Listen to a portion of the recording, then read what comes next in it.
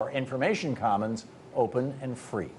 Joining me now for more on this is Ben Wikler, senior strategist for MoveOn.org, who spoke at today's rally in front of the FCC. Ben, welcome. Thank you very much, Thom. Great to have you with us. So you were there. What happened? I was outside the FCC while they were causing trouble inside the FCC, I'm afraid to say. There were hundreds of us. I'm curious about the dynamic in both places. Yeah, well, you know, there have been Occupy the FCC protesters outside the building now for several weeks, and Chairman Wheeler actually came out and spoke to the protesters at one point. Really? Yeah. Today? Not today, on a previous day. So today, you know, they were in there having their hearing. There were, I think, 4 people stood up and protested and, you know, And they got had to dragged leave. out. That's right.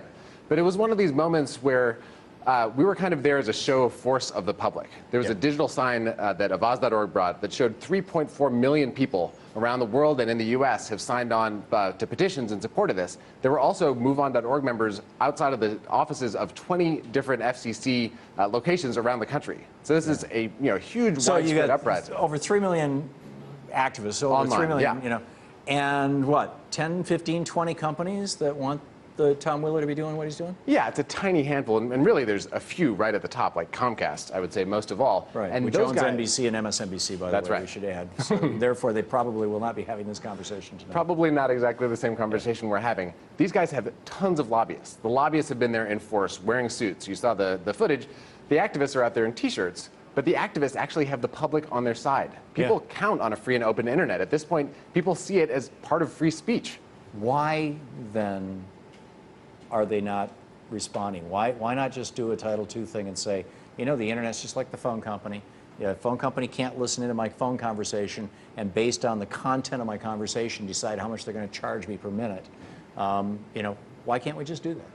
Well, we still can. So what just happened today was actually the starting gun for a race. It's essentially a race between big money and people power. And over the next 60 days, what you're going to see is millions of public comments flowing into the FCC.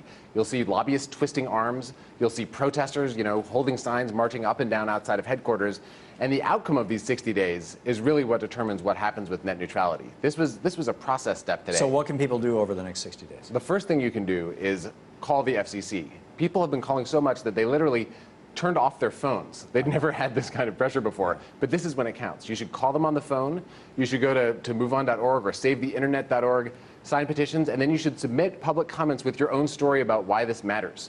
MoveOn.org has been collecting stories from members. We've heard from, for example, teachers who use virtual field trips. School budgets have been cut, so they can't actually take real field trips now, and they do video tours of places instead. But if those videos start stuttering because the people who set up the virtual field trips can't pay the way that a big company like Netflix can. They don't have $1 million to give Comcast. Yeah, exactly. It makes education even worse. I mean, it's an underhanded cut in something that should be a public service. Ben, you're doing brilliant work. Thanks so much for being with us tonight. Thanks so much for having me. Great to meet you. Great to have you with us.